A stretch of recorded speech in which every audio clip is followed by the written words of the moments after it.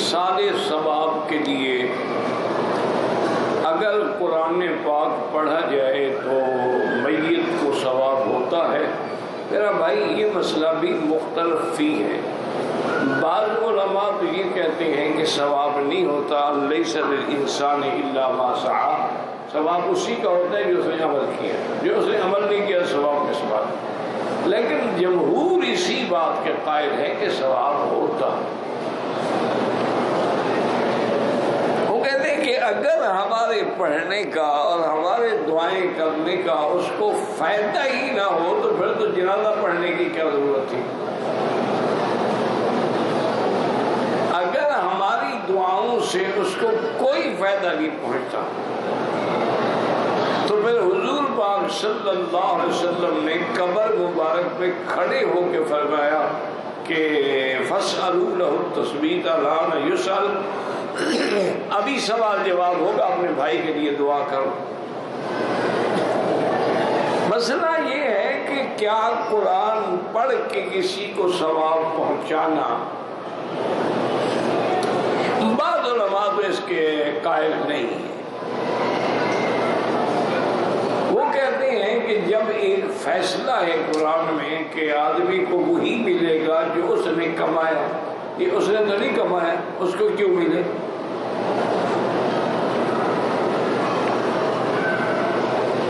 لیکن جمہور یہ کہتے ہیں کہ نہیں، ثواب اس لیے کہ اگر ہم کسی کے لیے قرآن پڑھ کے بخش رہے ہیں تو اس کی کوئی نیکی ہے نا ہمارے ساتھ جس کی وجہ سے ہم پڑھ رہے ہیں، تو گویا یہ بھی اسی کی محنت ہے نا۔ اگر وہ ہمارا دشمن ہوتا، ہمیں گالیاں دیتے تو ہم کہاں قرآن بخشتے؟ تو یہ بھی اس کی نیکی ہمیں پڑھا رہی ہے۔ اسی طریقے سے جیسے کہ سرکار دو عالم نے رحمت دو جہان فرمایا ان دو قبروں پہ عذاب ہو رہا ہے، آپ نے کھجور کی چھڑی بگا کے اس کو چیر کے دو حصے کیا، اس پر لگا دی، اور میں انشاءاللہ جب تک یہ سبز رہے گی تو اللہ اس کے عذاب میں تخفیف کر دے گا۔ مانا کیا ہے؟ سبز رہے گی تو سبز مانا زندہ ہے، زندہ ہے تو ذکر کر رہی ہے، خشک ہو کے مر گئی تو اب ذکر بند۔ اس ذکر اگر ایک چھڑی کے ذکر کا فائدہ پہنچ رہا ہے تو ہمارے ذکر کا فائدہ کیوں نہیں پہنچے گا؟ لیکن بہرحال مصیبت آج کل جو ہے نا میرا بھائی وہ یہ ہے کہ ہم افراط و تفریط میں پڑ گئے ہیں۔ کیا مانا؟ بعض لوگ اتنے آگے بڑھ گئے ہیں کہ اسی کو ایک ذریعہ بنا لیا ہے روٹی کا، کھانے کا، پینے کا، طلباء کو بلاؤ، کھانے کھلاؤ، دیگیں چڑھاؤ، یہ ختم شریف ہم پڑھ رہے ہیں، یہ چیزیں